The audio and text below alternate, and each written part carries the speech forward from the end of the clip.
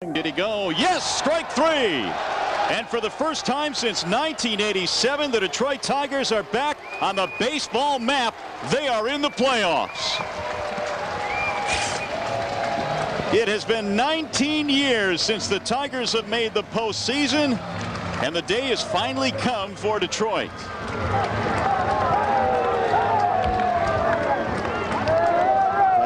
Celebrate on the Kauffman Stadium field here in Kansas City as they celebrate their 94th win. This one puts them into the postseason. I kind of love what they're doing here. They're going to do it very professional while they're on the field. And then once they get into the clubhouse, they are going to have the party of all parties. Mario Mpemba and Rod Allen with the call, the final out in Kansas City. We welcome those of you watching the Tigers-Royals game on TV 20. You have just bought yourself a ticket to the Tigers playoff party. 11-4, the final from Kansas City. The Tigers have clinched the wild card. Justin Verlander gets the win, number 17 on the year. Craig Monroe with his 27th home run of the year. Inns going yard as well as 26. Matt Stairs hit 1-2. There, of course, is still the matter of winning the Central Division title, but first things first, there is some celebrating to do, and with a day off tomorrow, I imagine it might be a lengthy celebration. Mario Mpemba and Rod Allen called the game in Kansas City. John Keating is there as well inside the Tigers clubhouse. John, it looks wet there. Well, Mick, why don't we start with Mr. Tiger? I think that's probably an appropriate place to start. Special assistant to Dave Dombrowski is Al Kaline. You've seen it all. Oh. How good does this feel to you? Oh, it's great. Long time coming. Guys were great all year long. I mean, Jim Leland, his staff. Of course, it's all started from the very top, Mr. Illich, and then Dave Dombrowski and his guys. It's been great. These guys have worked really hard. I know you've had your doubts. Did you see this day coming when Dave Dombrowski was hired 5 years ago? Oh, absolutely. I didn't think it'd be this year. I thought maybe it'd be next year, but everybody came on strong. And when Leland took over, and of course some of these young kids came through like they have, and the health that we have from Guillen and Pudge Rodriguez and Ordonez, and of course everybody's done a great job. All right, enjoy the party. We appreciate you. Thank you. Let's go over to Rod Allen on the other side of the clubhouse. Rod. Thank you very much. I'm here with Maglio Ordonez. I know last year, Maglio, you watched the Chicago White Sox celebrate, and it was a tough time for you, but how does this feel to you? It's great, man. Great feeling. I'm really happy to be here. And last year is the past. Now we're here and really happy, man. And, you know, we got a lot of guys that we like each other, and we got to go all the way through. How proud are you of this team, Maglio? You really stepped up second half of the season for offensively. How do you feel about this team and yourself? I'm proud of my teammate. We have to give it credit to everyone here. And you know, we play hard all the way through to the end of the season, and we have to go all the way through. So we're really happy to be here, man. Maglio, this team celebrated very calmly on the field. Was that by design before? All right, I'm throwing it back over to Keats. All right. Well, certainly pandemonium has broken out here. The winning pitcher in today's game, Justin Verlander, 17 wins so far this season. When you came to the Tigers, did you see this happening for you this soon? Oh, man. It's a little gift from your catcher. Yeah, this is this is unbelievable. I don't think anybody could have expected this soon. Especially coming off 0-3, when playing with some of these guys and what they talked through, what they went through. This is just unbelievable. This is awesome, man. We all deserve it. How special is it for you to pitch the clinching game? Oh, it was great. To have the opportunity to go out there and be able to clinch a playoff spot. I only went 5 innings, but I went out there and did the best I could. And here's pick me up. There's his running mate, Zach Miner. Justin, we appreciate it. We got Pudge Rodriguez right here as well. You came here on sort of a leap of faith, signing with the Tigers.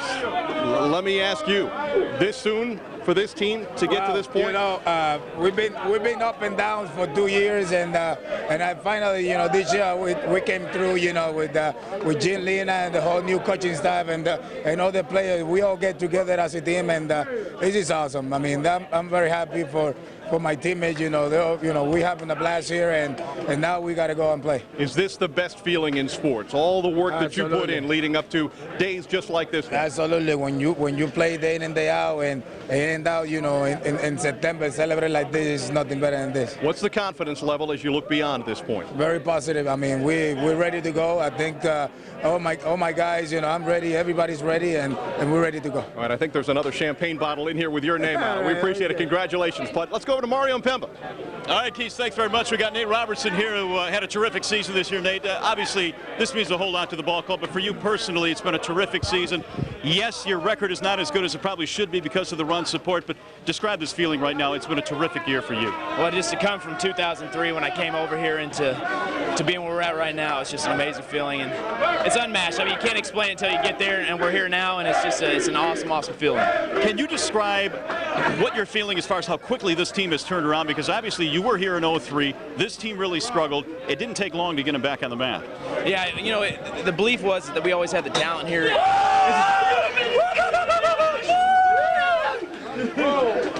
So we can finish that? Yeah, the belief was about the talent. So anyway, yeah. There we go. You know, we had, you know, we always believed we had the talent. It was just the direction, you know, and Leland coming in here and establishing that, man. We just believing in us, and just it's a two-way street. It's about trust and trusting each other, and it's a total team effort, man. And it's just been that way the whole year. But we got, you know, we have some unfinished business, but we'll enjoy it today. How tight is this pitching staff? Because obviously you guys have fed off each other, I think, start after start after start. Yeah, you know, it's you know, you pitch with confidence, and you obviously you just you kind of develop that when you breed off of each other. And guys have been doing that all year long. You know, we have Kenny coming in here, and that's been that veteran presence that we haven't had in the starting rotation since we've been here. We've been a bunch of young guys, you know, taking our lumps and having our growing pains, but we've had him. He's been very approachable, very professional, and he's kind of led the charge, and we just kind of follow suit. Nate, great job. Congratulations. Go have some fun. Thanks a lot, buddy. You're a little too dry, though, okay? Here we go. Nate Robertson, 13 wins this season. Oh, that's perfect. That's perfect. The total team effort. Let's go to Keats. Keats, you got Mike Maroth. Yeah, we do, Mario. Mike Maroth's sort of the poster child for the Tigers' dark days, I think. But how bright is the future of this team now, based on what you're witnessing here in this clubhouse? This is great. You know, you come in, and I've never had champagne in the locker room, so it's a good feeling.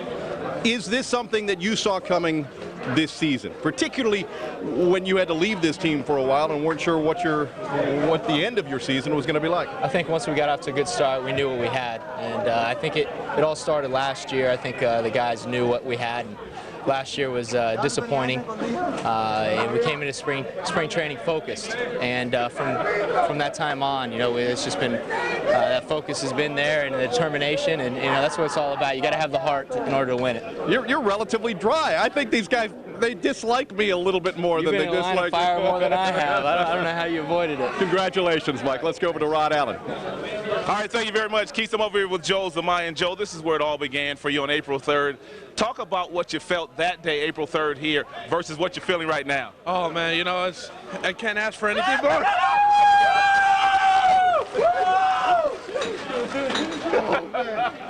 These guys are cruel. Talk about your experience here, buddy. Oh, man, I can't ask for any more. I came in here, opening day. I got my first big league debut here. This is I can't explain it, man. I'm having so much fun. I want to break down in tears, but, man, you know, I got to hold it in. It's okay to cry, big fella. It's going to be one of the greatest days of my life, man. Talk about Jim Leland, his impact on this entire ball club, the way you guys celebrated on the field. You guys seemed like you did it in a professional way. You wanted to wait till you got inside. Oh, Leland, man. Leland, we asked him, you know, Kenny went in there and said, hey, are we going to celebrate after? A few guys were wondering, and he said, damn right, we're going to celebrate, but we had to be, you know, professional out there and wait until we got back in and have a great time. So. Thank you, Joel. Some unfinished business to go, buddy, all right? All right, man. All right, back to you, Keats. All right, Rod, thanks. Well, one of the bright spots for the Tigers as we approach the final week of the season is that they get Placido Polanco back. As of last night, he made his return and had 3 hits in last night's game. First of all, a bit of a health update. How do you feel today, the day after? I thought I was was going to be more sore, but I'm okay. I'm ready to go now, and it's a great win. I would guess on a day like this, everybody is pain-free. Exactly. And that might be particularly so in about an hour or so. You're not even thinking about that. I mean, it's just a great feeling, especially when very few people believe in us, and we're here. Here we are in the playoff now. It's a great feeling. There's Will Ledesma sending his own particular greeting. When you came over from the Phillies, you didn't know much about the Tigers. Did you have this sense that this team was not as far away as some people expected? Well, not really. You're right. You're right. I didn't know much about the team, but once I got here, I saw the talent that we have and the desire and the winners. We have a nice group of guys, a lot of winners here, and we showed it. I knew it was only about time before we make it to the playoff, and here we are, sooner than I expected. Congratulations. Thank you very much, buddy. Mario Mpemba with another guest. Mario. All right, Keith, thanks very much. We've got Kenny Rogers, who's been the ace of the staff all season long. Kenny, I know this has to be a terrific feeling, but think back to spring training when you joined this ball club. Did you have a feeling they had this in them this season, coming to have this type of season, coming to a new organization? It's been special this year.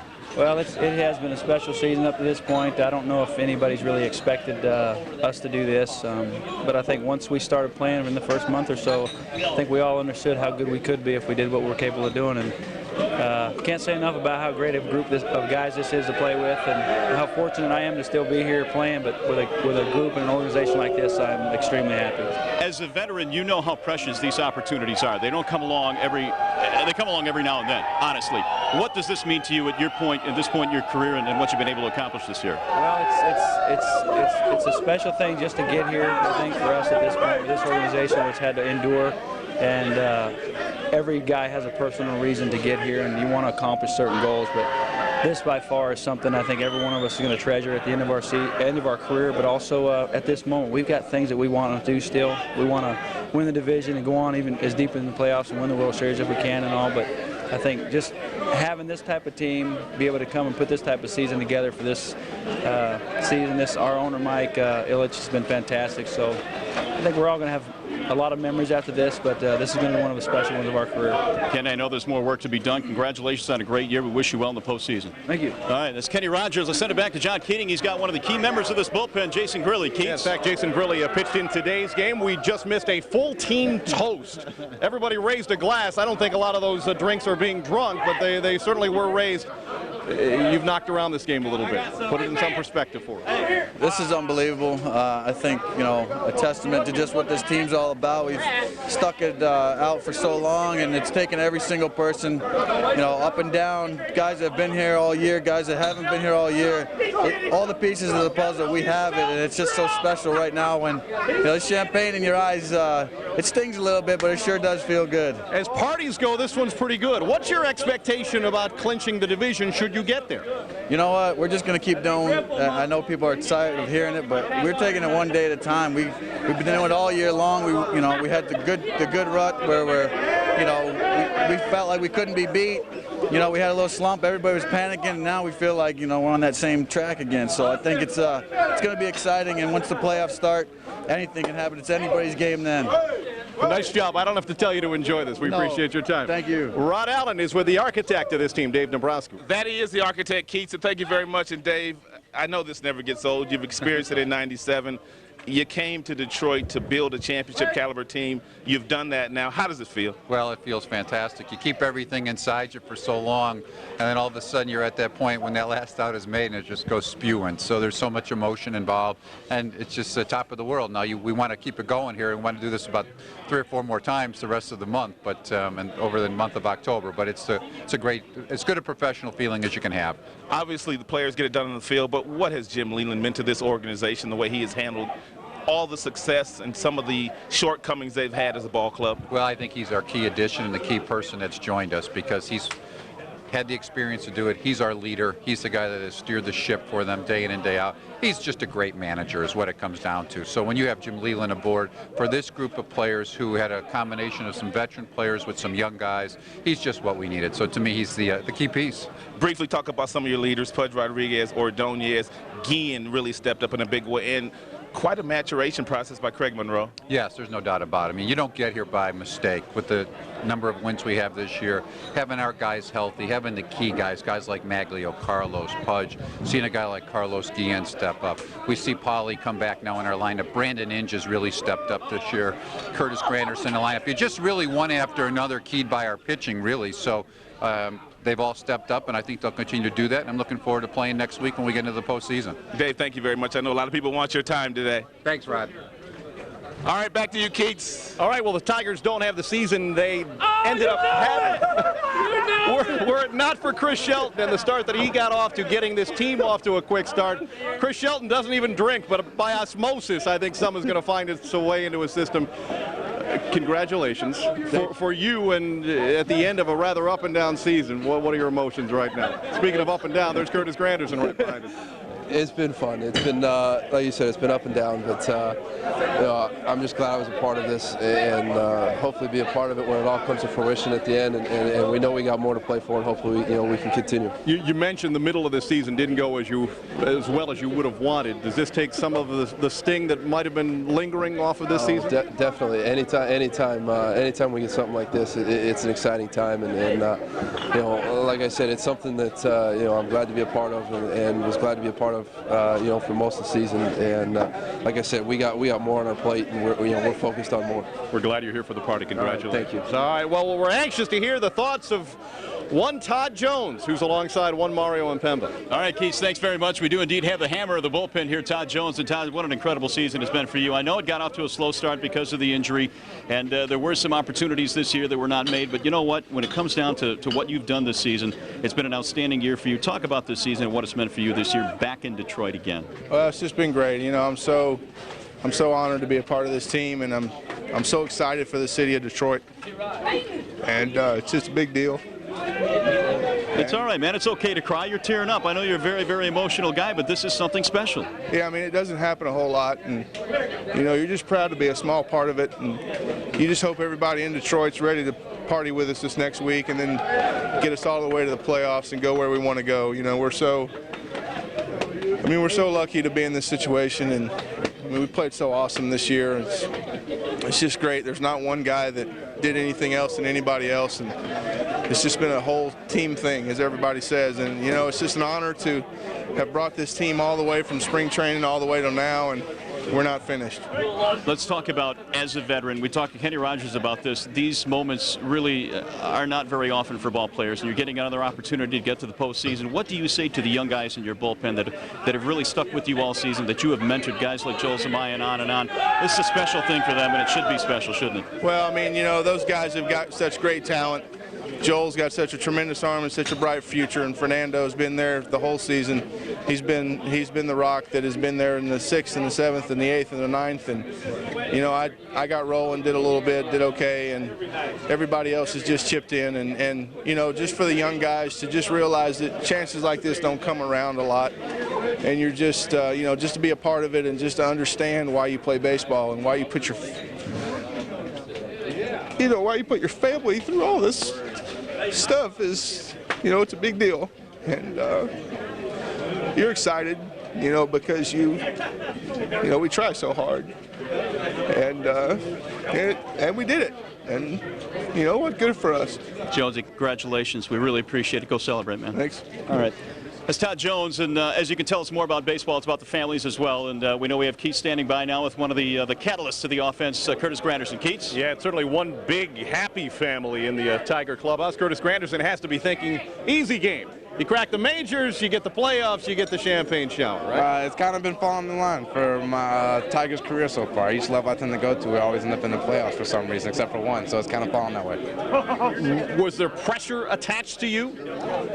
Didn't think so. I just was trying to enjoy it and trying to go ahead and help this team out as best I could. All right, we're going to send it back across the clubhouse with Mr. Ilitch is apparently ready to chat with Mike Ilitch, who has waited a long time for this moment. Rodney? All right, thank you very much. And Mr. Ilitch, first of all, congratulations. I know this has been a long day coming for you. You must be elated at the fact that you have a team going to the postseason in baseball. Yeah, well, I can't say too much now. I'm kind of high. That's okay. That's it. No, it's just fantastic, you know, just to see the guys, you know, just letting it all hang out now, you know, that labor of love and just, you know, just blow your brains out. And that's how we feel, you know, and oh, it's a big thrill. It's such a long season, so much hard work, and we're just talking about we're happy, and we know the city's going to be happy, we know the state's going to be happy, and you know, we just I don't know. I've seen guys in interviews when they win, you know, and they get a little speechless and start to babble, but you can do whatever you want. Talk about Pudge Rodriguez for a moment. I know it all started with him in 2004. He was the face of the organization when you brought him in. You gave him a huge hug. Talk about that. Well, you know, Pudge has had a history of rising to the occasion. And I know he was a money ball player, and we just hit it off, and he's been special. And I don't know, he's just somebody that I'm so glad that we have around, and I don't know what to tell you, Bob. You know? Thank you very much, Mr. Ellis. We appreciate you so much for what you do. Had to be. Back to you, John. Had to be. All right, well, Jeremy Bonderman is alongside. Hold that up. Show people what you're... That's water. All the beer's gone. All the champagne's gone. Well, I think they're going to find some more for you as Mike Maroth listens in intently. This pitching staff, a very, very tight unit, helped by the likes of Maroth, and you guys have been together. Nate's a quality guy. Kenny Rogers has added a unique element. Tell me about this starting rotation. We got a great group of guys here. You know, we're a tight group of bunch. We hang out all the time together. We go eat dinner together, play cards together. You name it, we do everything pretty much together. It's a starting group. It's as tight as I've ever been with everybody, and you know, it's the best year I've ever had. Much like Mike, you endured the struggles. Does that make this feeling all the better? Oh, absolutely. You know, we worked hard to get to this level, and you know, in 03 we were bad. And, you know, everybody just kept telling us work hard and you know just keep focused. And, you know, when new management came in and Skip took over, you know, he had one goal. He said to bring back the roar in Detroit, and I think we did it. And this is just the beginning of the party, I'm guessing, tonight. Absolutely. You know, we're gonna go home and we got our families, so we're gonna have a good time when we get back home. But you know, we got a long ways to go. We got 6 more games.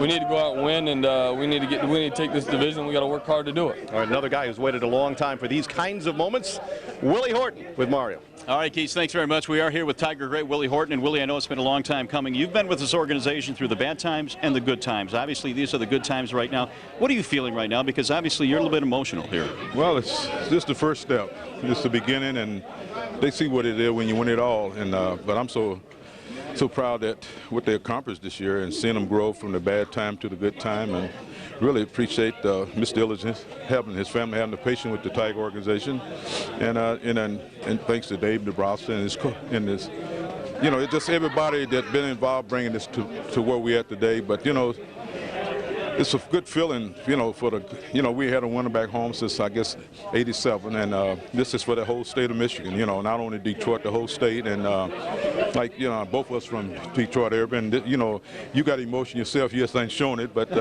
this is a great feeling, and I just, you guys that, you know, you look around our clubhouse, whether you're in A-ball, whatever, so a lot of these guys came from winning organizations. Toledo last year, some other guys, other organizations, they know what it is, but bringing all this together, and I saw it started from spring training with Lila and his coaching staff, and you know, just all the way down to everybody involved, because it takes a lot to get to where we at today, and I hope we continue, and this is the first step. You are a Detroiter through and through. You are ingrained in this city. What does this mean for the city of Detroit in your mind? Well, it's a great feeling. You know, our city going through a lot of time, not much of that, but back in '68, '67, but we still having some hard time back there. I hope that this way you can bring everybody together like it should be. You know, we as all one person, one people, and everybody start pulling together and make our city a little better. Maybe we, as the 6-8 guys, maybe this team here, 206, can do the same thing, that, you know, city government people start working together and looking forward for our young people behind it, which is my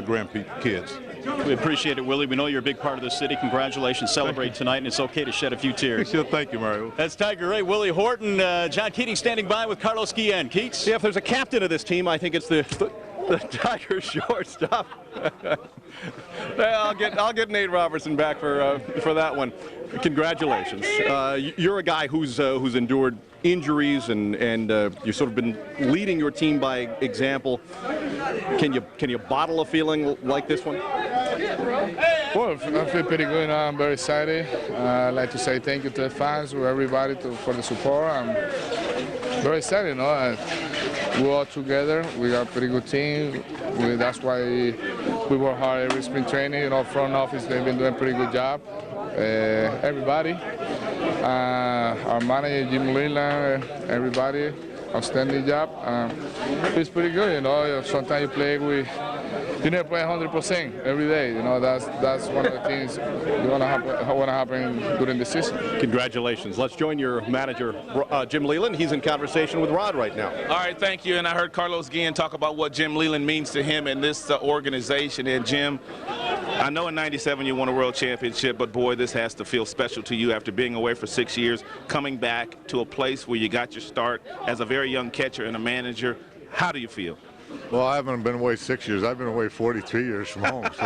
So this is really a thrill for me. This is a special day for me. I never thought I was going to ever have the opportunity to manage the Tigers. And to see these players come along, and you're a player. You know what it's all about. And to see these guys celebrate all the hard work and learn what it is to win and buy into the program, I'm a real proud guy today. What did it mean to you when David Dombrowski gave you a call after last half season and he said, you know what, I want you to come and manage this team. I think I'm in a place to where we're going to win. And he called you, you went to Detroit, and 24 hours later you're managing the Detroit Tigers.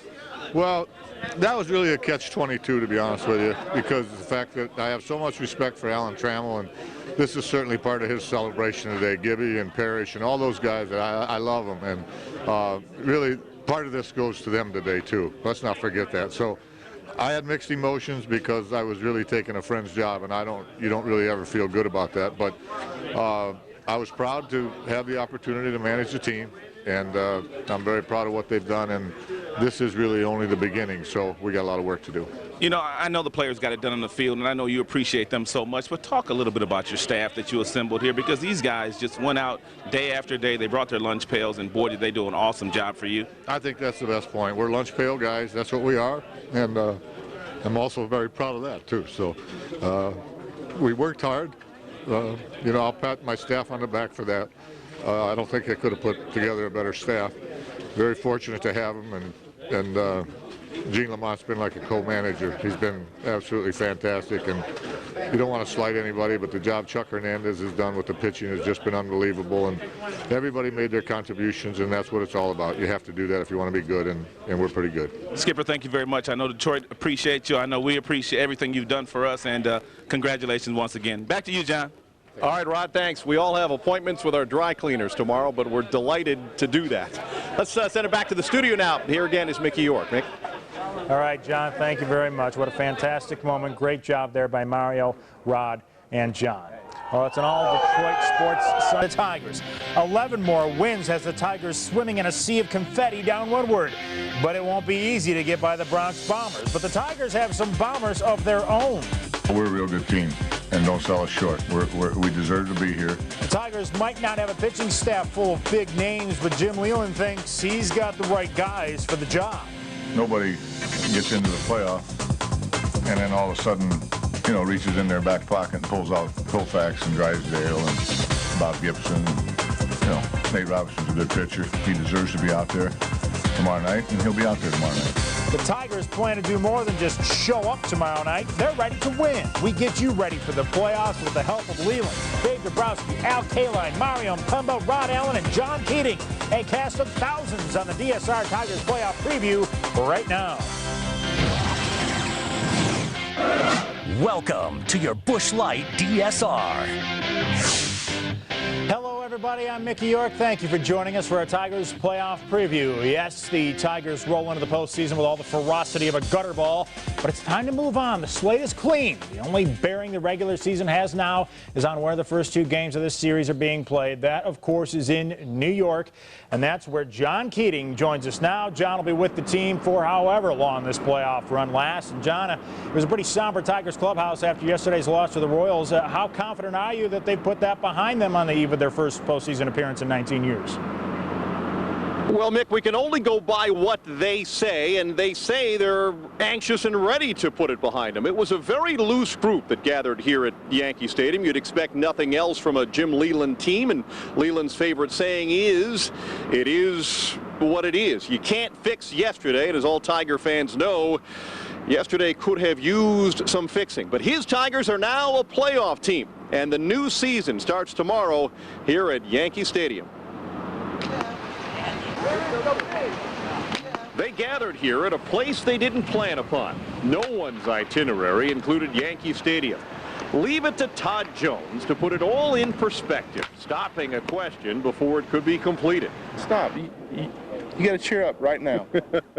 Right now, because we're in the playoffs. This D is in the playoffs, and we're excited about that. And, yeah, we're facing the great lineup, and, you know, you just expect Reggie Jackson to come up and pinch hit. I mean, the lineup's so good. The Tigers were a first-place team from May on until the very last day of the regular season. Sweepies by KC. In fact, when the Tigers and Royals left Comerica Park at about the same time to fly out Sunday, it was hard to tell which team was playoff bound. Well, those thoughts were gone by the time the Tigers had landed here in New York. You know, we didn't win the division on the last day of the year, but we got the wild card and we're in. I mean, I think that's the biggest thing to get in the dance. And, you know, and we're excited about playing the Yankees tomorrow night. Today, everybody start from zero. Tomorrow, enjoy these playoffs, have fun, trying to do the best we can, go to the World Series. It is tough to lose 3 games against Kansas City, but they play good, and, you know, we just have to forget about that. And now it can be told that at least one Tiger is not all that disappointed at the draw that landed the Tigers in the Bronx. But then Joel Zumaya has always been a little different. I really wanted to open up here instead of, you know, at home, maybe, you know, worst case scenario. Really? Yeah. I want to feel what it really is like in a playoff game here in Yankee Stadium. I've heard a lot about it. I know the people really get into it, and I just want to feel the roar of the crowd. Joel Zumaya says his heartbeat will be non-human when he comes out of the Yankee Stadium bullpen if called upon. The series starts tomorrow night. The Tigers roster got a final workover on Sunday and a couple of surprises. Ramon Santiago was added to the postseason mix at the expense of Chris Shelton, though he is with the team. And Zach Miner will be a part of the Tigers pitching staff. Andrew Miller, the Tigers' top draft pick from North Carolina, will not. Much more from Yankee Stadium, where the Yankees are the heavy favorites to get past the Tigers. We shall see, Brother York. All right, more from John Keating again later in the show. John, thank you very much. As for the Tigers' starting rotation, we know Nate Robertson is the game one starter because Jim Leyland was forced to use Kenny Rogers in relief yesterday. Justin Verlander will get the nod in game 2, and then it's Rogers and Bonderman for games 3 and 4 in Detroit. Nate Robertson, though, won't be overwhelmed on the big stage. Well, it can be intimidating if you allow, you know, the atmosphere, the mystique and all that to overcome you. You know, it's really, if you can just kind of take that and channel a little bit and do one pitch at a time, then you should be okay. Do you relish this opportunity to start the opener, first playoff game for a long time for your team? Well, you know, it's what you dream of when you're a child, to get into you know, in the little leagues, you're thinking about the World Series and everything, and getting in that opportunity, and we're in that opportunity right now. And then it's if I don't relish it, then I shouldn't be here. Robertson's game 1 counterpart will be Chin-Ming Wong. The second-year righty led New York with 19 wins on a staff loaded with big names and big money starters. Not exactly a couple of marquee names facing off in the opening game of a playoff series, but Joe Torre has been impressed with the Tigers lefty. He's a good pitcher. I mean, you know, that's what we know we'll have to deal with. We know they're capable of scoring a lot of runs. We certainly know that. But to me, their strength is where your strength needs to be in the postseason. They're pitching. And Nate Robertson, excuse me, is a left-hander who, you know, a little bit off, a little bit on. He's not afraid to throw strikes. He uses both sides of the plate. And I think the fact that he's able to mix it as well as he does, I think it gives a lot of clubs trouble. Because, you know, it's all about timing and the pitcher's job, and Nate does it very well. He gets to sort of disrupt that. But he has, you're right, he's pitched very well against us. Mike Mussina will start for the Yankees in Game 2. He has basically owned the Tigers throughout his career. And Randy Johnson, who was supposed to miss the postseason with a herniated disc, is scheduled to go in Game 3. He has 10-7 all-time versus the Tigers. Joe Torre has not decided on a Game 4 starter, perhaps believing he won't need one. Well, like that old trusty recliner, they have been a regular fixture in your living room throughout this magical Tigers season. We are happy now to welcome in the television voices of the Tigers, Mario Mpemba and Rod Allen. And Rod, I'd like to start with you. The Tigers certainly didn't do anything to help their underdog status versus the Yankees by getting swept by the Royals, which begs the question, if you can't get at least one against Kansas City, how can you expect to take down the mighty Yankees? Well, I think Todd Jones said it best in talking to John Keating. The regular season is over. On Tuesday, the postseason starts. It's a new season. The Tigers have plenty enough pitching to win in the postseason if they go into New York and play the kind of baseball that they want to play and need to play. Without question, very disappointing weekend at Comerica Park. 40,000 people were ready to erupt. The ball club was ready to erupt, but it wasn't meant to be. You've got to tip your hat to the Kansas City Royals. They came in and outplayed the Tigers. It's that simple.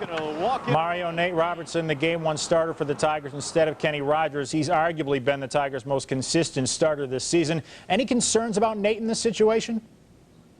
I wouldn't say so. In fact, I think Nate's a terrific choice out of a couple of reasons there. First of all, he's a bulldog. He's not afraid to pitch inside of those vaunted Yankee sluggers that they have in that lineup. And second of all, when you look at what Nate is able to do, he's able to get left-handers out. And this Yankees lineup has a very good collection of left-handed hitters, starting at the top with a guy like Johnny Damon. They also have Hideki Matsui, Bobby Abreu, Jason Giambi, Robinson Cano. It goes on in their lineup. And, you know, as I said, this guy's a bulldog. He's not afraid to pitch inside. He has that devastating slider against both righties and lefties. So I think it's a pretty good choice right now. Left-hander against all the left-handers in their lineup.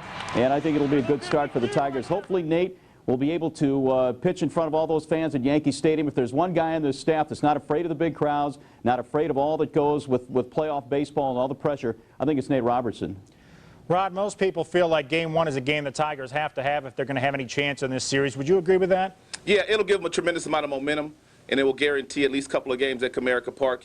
You have to go in and convincingly beat the New York Yankees. And Mario brings up a great point in talking about Nate Robertson being able to negate the left-handed bats and keep them in the ballpark at Yankee Stadium where they have that very short porch. But he's going to have to deal with Sheffield. He's going to have to also deal with Jeter. He's also going to have to deal with A-Rod. But as Joe Torre said, Nate Robertson is an outstanding pitcher, an outstanding choice. But Game 1 is critical for the Tigers. All right, Mario and Rod will be part of our Tigers playoff post-game shows, and they'll be back later in this show to discuss which Tiger is most crucial to Detroit's postseason success. We'll see you then, fellas. All right.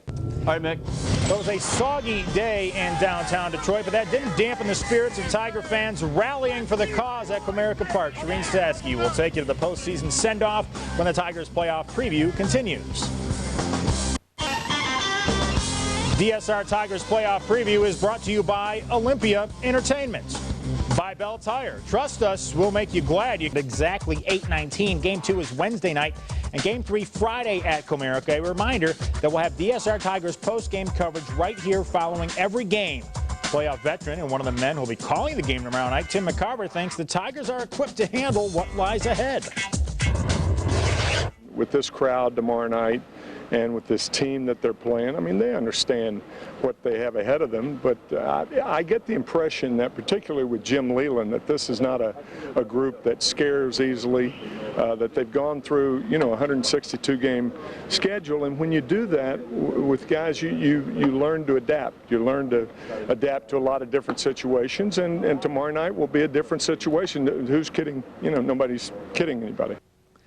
Well, the Tigers may be underdogs against the Yankees, but in the eyes of their fans, they're number one. Nearly 5,000 strong with rally caps in tow showed up at Comerica Park to send the Tigers off to the postseason in full voice. Shireen Stasky is there to catch the Tiger fever.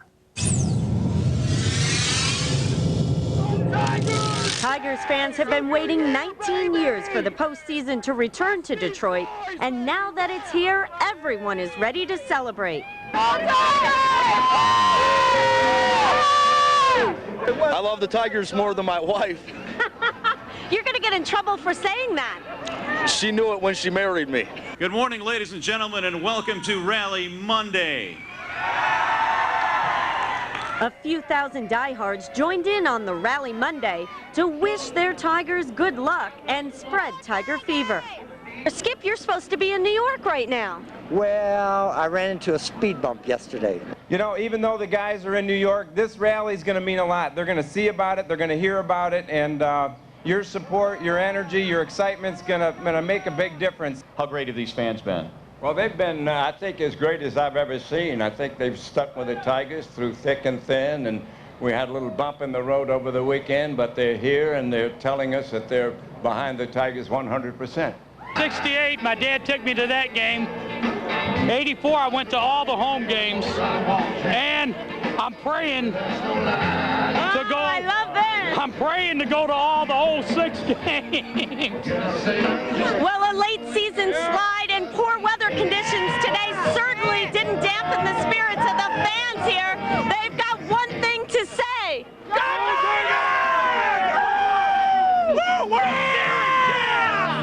You can keep the Twins and Oakland too, and if you're a Yankees fan, you know what you can do. Yankees aren't that good. Tigers are way better. The Tigers are amazing. I mean, come on, you saw what they did this year, from last year to this year. Oh, we're going all the way. All the way! Well, I hope they go all the way. I'm praying for these guys, you know.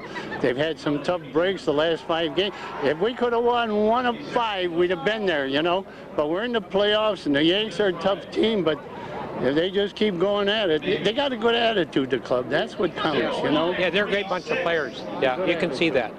And by God, we have the best team in Major League Baseball right here in the city of Detroit. And with that said, it's time to play ball.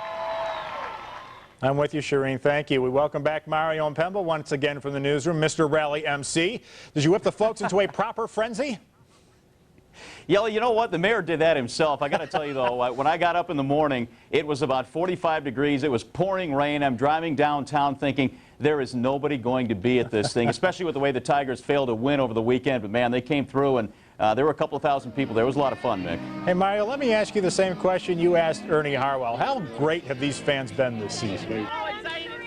Well, 2.5 million. They set a Comerica Park record. I don't think there's any question that they're the backbone of this franchise. I mean, without the fans, certainly, you know, the ball club is not going to make any money, and they can't bring players here. And, you know, we had a lot of the former Tigers. You see they're signing autographs. Guys like Dan Petrie was there, Barbaro Garbe from the 84 team. But, you know, the fans, I think, made the difference. And for them to come out in the rain and sit there in 40, 45-degree weather, they were fired up. They were ready to party. They were ready to listen to Ernie Harwell, listen to the mayor, listen to Jeff Daniels perform. It was just a great afternoon today. I know Yankee Stadium can be an intimidating place to play, but what might the Yankees be in store for when they come to Comerica Park this weekend?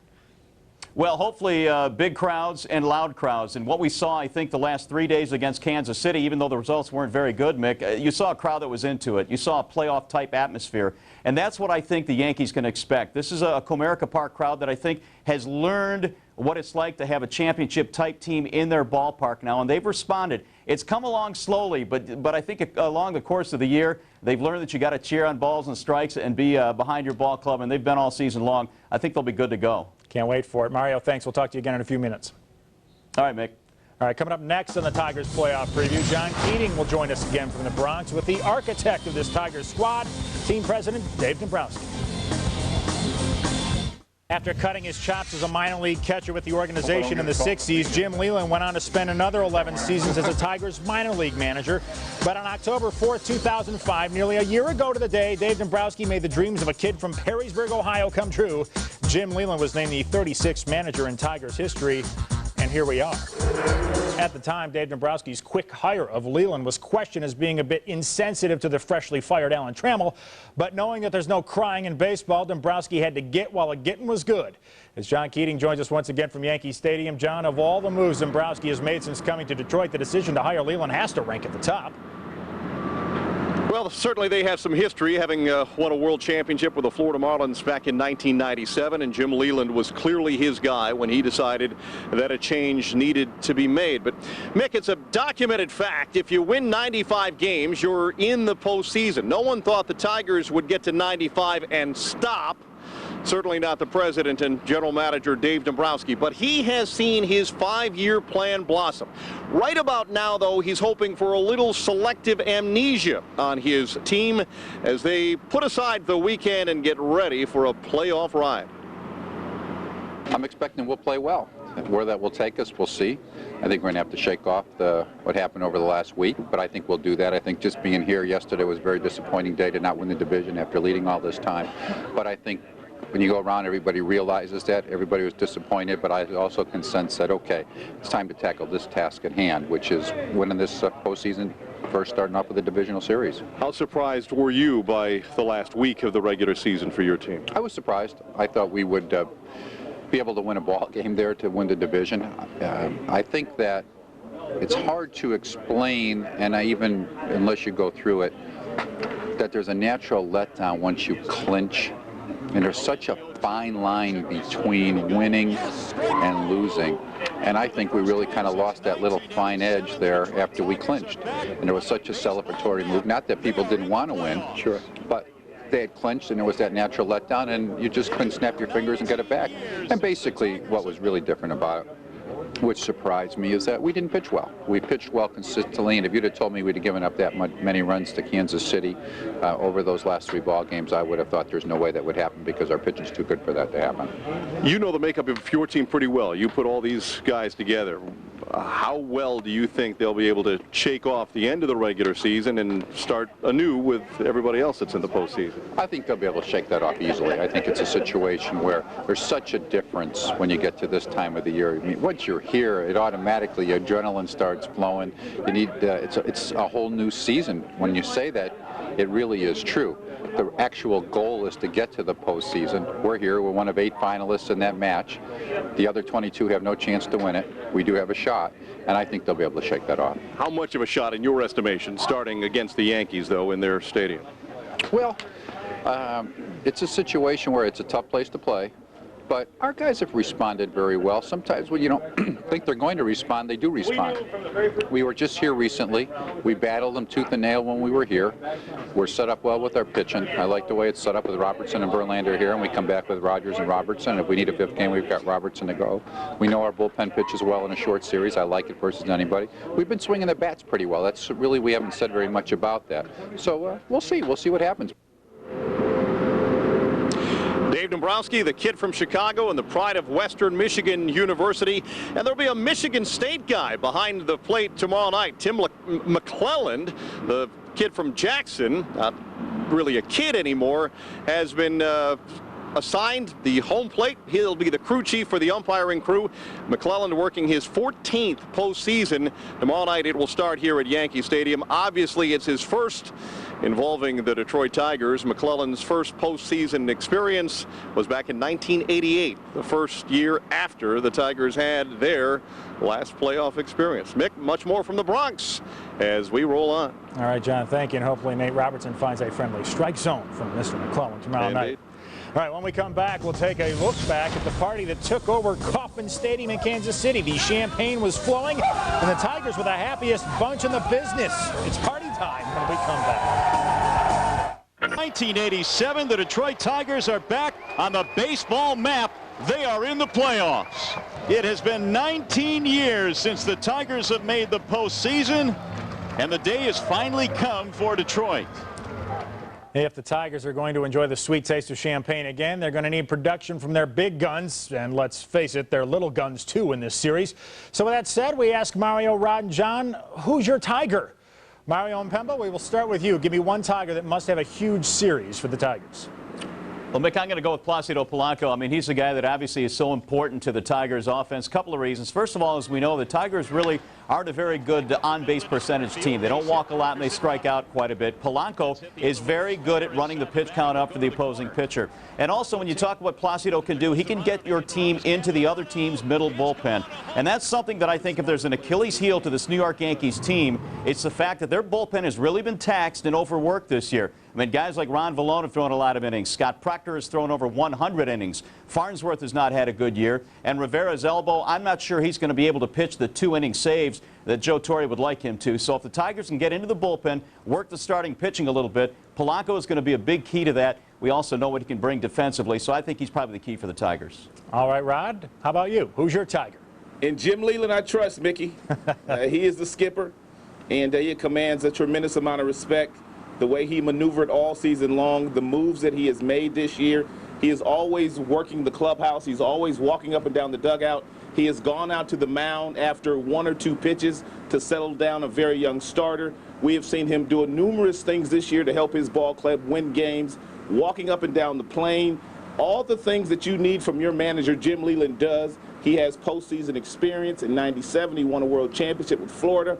He had a very young team in the early 80s with the Pittsburgh Pirates and was very excited and exceptional in that position. And they had a Hall of Famer on that team there, Barry Bonds, just like they do in Pudge Rodriguez. So without question for me, Jim Leland will be a difference maker in this series with some of the moves that he makes and how he maneuvers his bullpen, how he uses Todd Jones and Rodney and some of the other starters. I like Leland.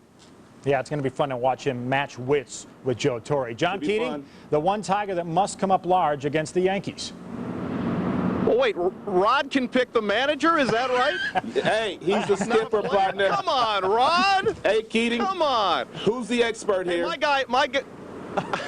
Who's the expert? Guy is Nate Robertson. Okay. Nate Robertson. The Tigers pitching staff has allowed 46 runs over their last 5 games. Very un-Tiger-like from this season. Their ERA for most of the year was about 3.5, but in large part based on what happened over the last week, it has jumped to 3.84, and there it finished. Still very fine, but much higher than it had been all season long.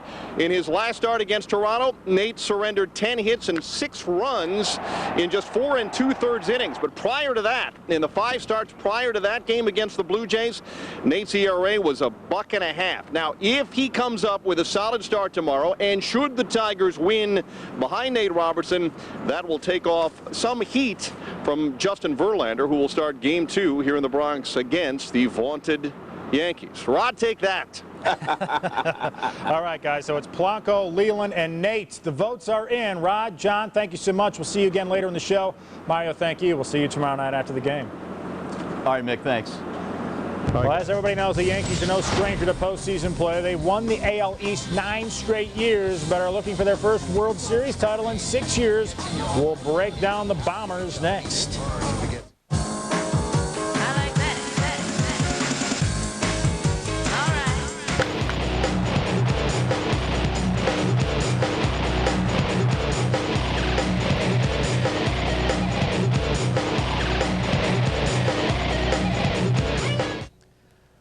95 up and the 67 down. The Tigers completed the regular season with their best record since finishing 98 and 64 in 1987.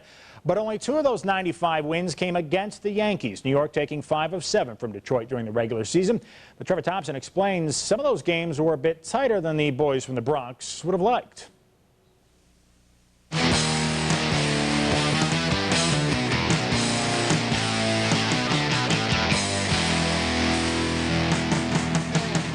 This is no laughing matter.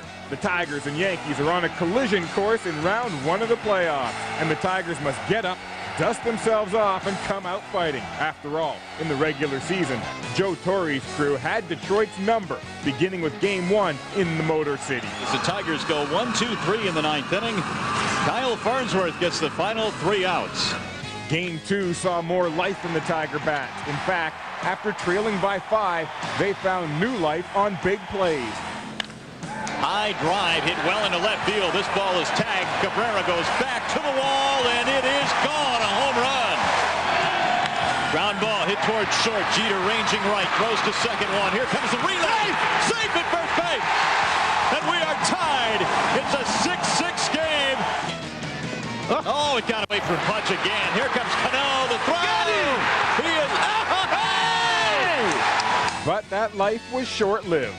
Swung on and belted. Way back toward right field and gone. He hung a breaking ball.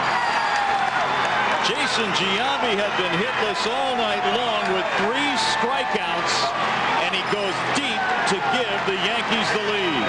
Things looked gloomy as Detroit was on the verge of getting swept 4-0. That's hammered. It's going to go fair down the line to the corner.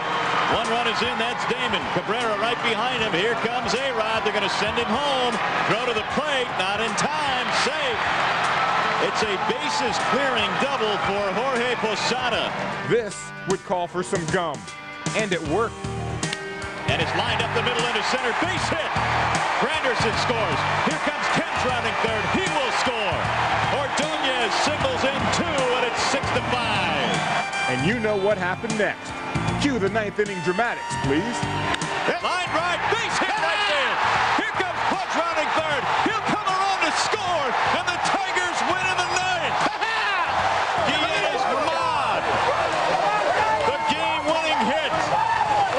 The Tigers with 2 in the bottom of the 9th inning. Beautiful. Then, in late August, it was off to the Bronx for a 3-game set that turned out to be a heart-stopper.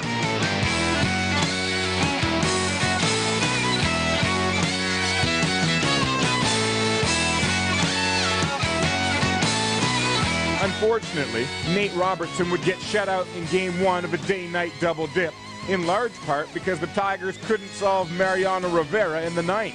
But the nightcap would have a different ending. Carlos Guillen gave us an indication of things to come with this bomb. And with the Sandman not available in the 9th, Craig Monroe took advantage of Scott Proctor for the most improbable come-from-behind win of the season. Monroe had every right to blow kisses to his mom, Marilyn, as the Tigers triumphed that night. They'd only take 1 of 3 in the series, but the win gives them something positive to build on as they now try to do it in New York when it matters most. Trevor, thank you. Rod Allen joins us once again. Rod, Chien-Ming Wang goes for the Yankees tomorrow night. What sort of problems does he pose to the Tigers? Well, he keeps the ball at the bottom of the strike zone, and if the Tigers do not force him in getting the ball up, and they did not do that, Mickey, when they saw him in August at New York. He pitched, I think, 7 2/3 innings, gave up 3 hits, and they did not score a run against him. But here's a guy that has some experience as far as pitching in the Olympics. He pitched in the Asian Games. But this is a big stage, obviously, in New York. He is not battle-tested. He is not Mussina. He is not Randy Johnson. He is not Roger Clemens. For the first time, I think the Yankees are a little vulnerable going into Game 1 without one of those experienced starters. Although Chien-Ming Wang is outstanding at a sinker ball, and he has a very good breaking ball, very few change-ups. If he's working at the bottom of the strike zone, he could present problems for the Tigers. But if he gets some balls up, we know the Tigers have some power. They've hit a lot of home runs on the road this year. Yeah, Wang 3-0 all-time against the Tigers. Let me ask you about Jim Leland. You pointed out yesterday Robinson Cano finished 2nd for the AL batting title, and he hits 9th in the Yankees lineup. Yeah. I mean, how do you contain all that power? Well, you got to throw strikes. You cannot pitch around these guys. You have to attack the strike zone with strike 1. It's going to be imperative for Nate Robertson to do that tomorrow. If he doesn't, they will get some walks, and the big boppers will come up and hurt you. But if he attacks the strike zone and gets some of these guys to expand, which they will do from time to time, Robertson has a legitimate chance of beating these guys. We talked about the left-handers. We talked about Damon. We talked about Giambi. We talked about Matsui and Cano. All 4 of those guys more than likely will play. Nate has been outstanding this year against left-handed hitters. If he's able to negate those guys and allow the right-handers minimal damage, Nate Robertson should have success. And this Yankees lineup that is so good from an offensive standpoint can be shut down with a very good Tigers bullpen. All right, Rod Allen. Rod, great to have you with us. Look forward to seeing you again tomorrow night after the game. All right, Mick, thank you. Ah, yes, indeed. It's gum time. With Nate Robertson taking the hill tomorrow night, we thought we'd take a look back at the genesis of the Rally Chew. That's next on the Tigers Playoff Preview. High fly ball. Deep in the left. Did he do it? It's gone. It's a walk-off home run for Pudge. And the magic continues. They have shown a flair for the dramatic all season. You can't count this club out. The Tigers' 7 victories when trailing after 8 innings was the best mark in the American League. As we came to understand this season, the Tigers' penchant for comeback wins wasn't just a fluke.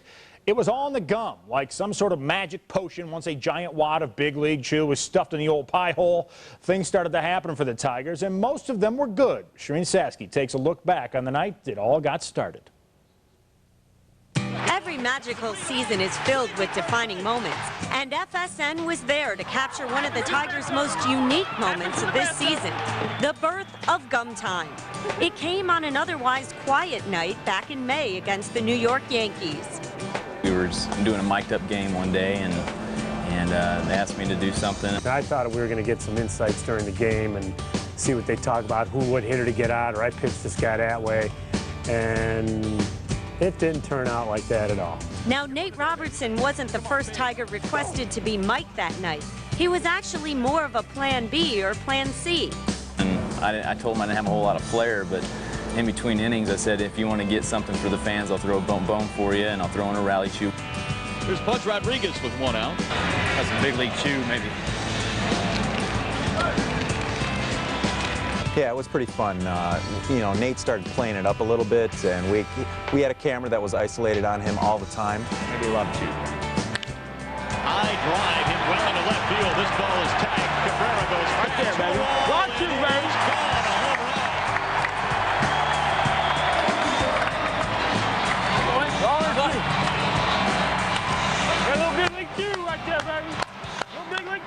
But it was the moment that they captured, you know. It was as I was doing it, you know, Pudge hits the home run, and then, you know, we do it. I did it 2 or 3 more times. A golden opportunity here for the ball club to get a couple of runs. Come on, baby!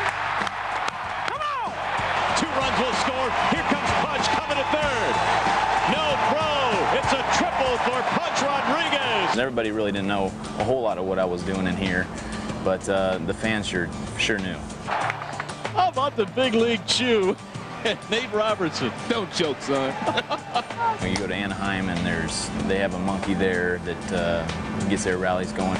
But here we have our own thing, and it started here, and we can all share that together. Got to get that run in from third now. Tigers all of a sudden down by just 3. Ordonez is 0 for 2. Oh, boy.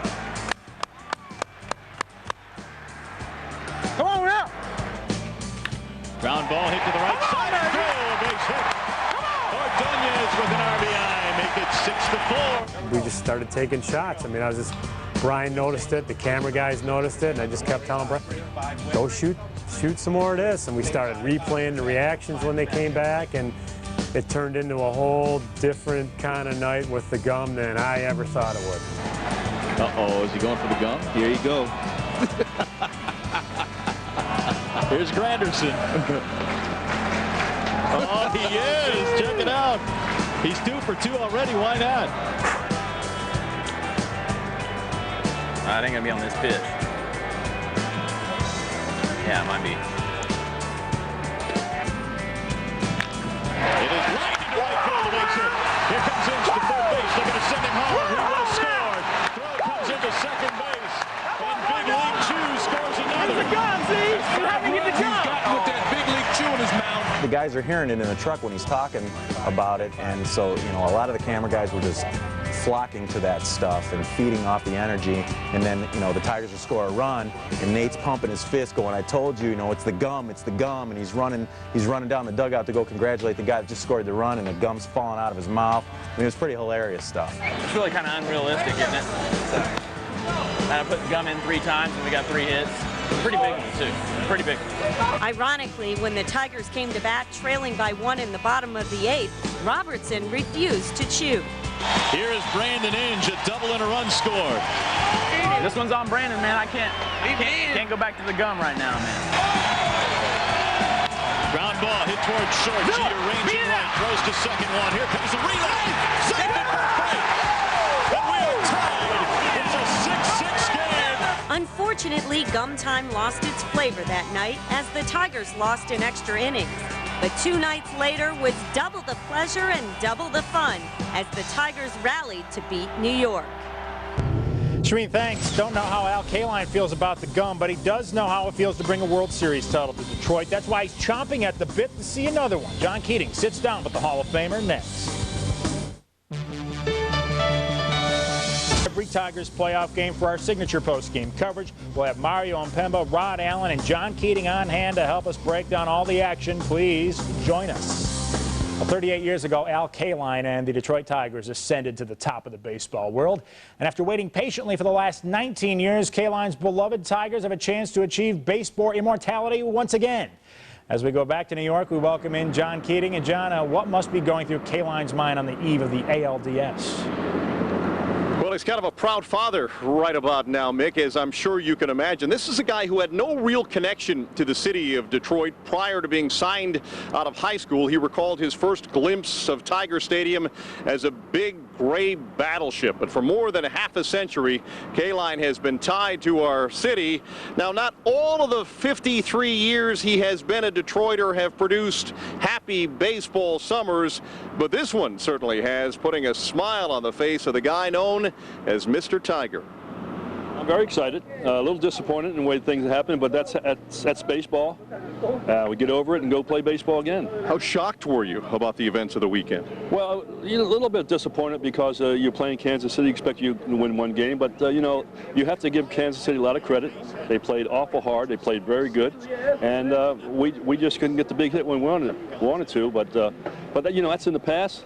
And get over it. Let's play some baseball. What happened happened. How easily is it to put what happened over the weekend behind this team? Well, we'll find out. But I think we have the type of players on this ball club that will come out and play hard, and hopefully they play smart, and we'll get a couple wins. How tough is it to beat this Yankees team, especially since they're getting the likes of Matsui and Sheffield and Randy Johnson back healthier? Well, it's even more important right now to have good pitching because their lineup is outstanding, but good pitching can get good hitters out. So if we get good pitch games, hey, you can beat these guys. I mean, they're good, but they're not that good. Do you subscribe to the theory that it's better to take on the Yankees in a 5-game series than in a 7-game series in the second round of the playoffs? Well, I would rather have that banner over Comerica Park as the division champions, but we didn't do that. Now we play in the Yankees. We're playing the best team in baseball probably, and let's see if we can beat them. You remember your first game here or a memorable night you had at Yankee Stadium in a previous incarnation? Yeah, I love playing here because the players that I played against on the Yankees were all guys that hit the ball to right field, so I knew I was going to get a lot of action, and I knew if I did good, I would get a lot of headlines. If I did bad, I also get a lot of headlines. So it was a challenge. I loved it. I love playing against the Yankees. Well, Al, a big part of the Tigers' last 3 playoff runs. Of course, he had a terrific run in the World Series in 1968. And in 84 and 87, he was in the TV booth alongside George Kell. And we'll put this in terms our friend George might have said about this baseball season. Once again in Tigerdom, it's a bright, sunshiny day, Mickey. Love George Kell, loved Al Kaline in the booth together, John. And really, from everybody you talk to, Kaline and Dombrowski, spirits are high. There's a good mood here on the eve of the playoffs. Yeah, I think they've got a puncher's chance, and they believe that. And I think they're ready to shock the world and perhaps sneak one past the Yankees and move on to the A's or the Twins, whoever is the speed bump on their way to the World Series. All right, John, great stuff. Thank you so much. We'll see you soon. Okay. All right. All right, still more to come on the Tigers playoff preview. Some inspirational words from the great Ernie Harwell. And John Keating reminds us all what a great ride this has been. An ode to the 06 season when we return. Crew made it into a music video, and it's culminated in a postseason berth that has thrilled Daniels to no end. I had a great time today shooting the video. It really was, you know, I rewrote it, called up Fox Sports Detroit, said, you know, Tigers Weekly, you know, the pregame show, might you guys be interested? We might have some fun with this. And they jumped all over it, you know, it was great. Got a local crew, it was just fun. We had a ball all day, you know. It was out on Belle Isle, and the cops stopped us, you know. We were without a permit, apparently. But fortunately, the cops were Dumb and Dumber fans. We were able to keep going. It was a good day. It's a good song. You know, Ernie Harwell may have officially retired in 2002, but his love of baseball and the Tigers has never taken a day off. Harwell believes in this particular Tigers team, and he knows from experience what this team and baseball in October means to Detroit and Tiger fans everywhere.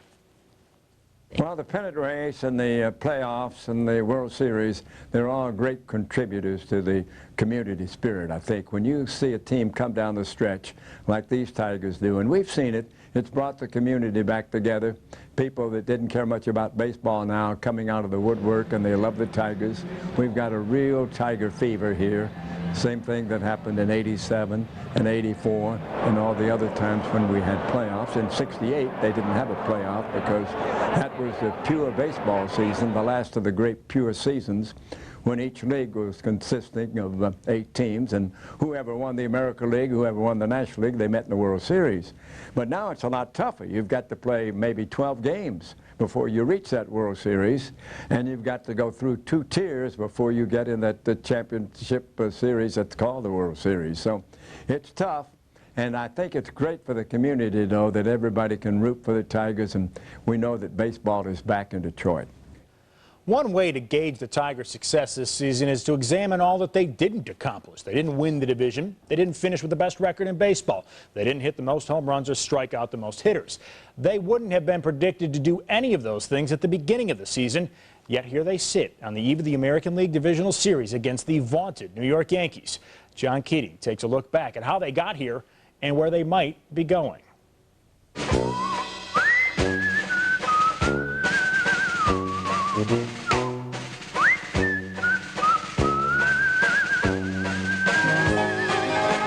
We have had hope, but little else for a string of successive seasons. Wait till next year has such a hollow ring to it. Well, next year, as it turns out, was this year. Hammered deep toward left field. That ball is way back, and that ball is gone. It's a home run for Chris Shelton. It didn't take long for that feeling to begin creeping in. The season started with 5 straight wins on the road. That pace couldn't go on, and as the Tigers returned to earth, they gathered to play an afternoon game on April 17th.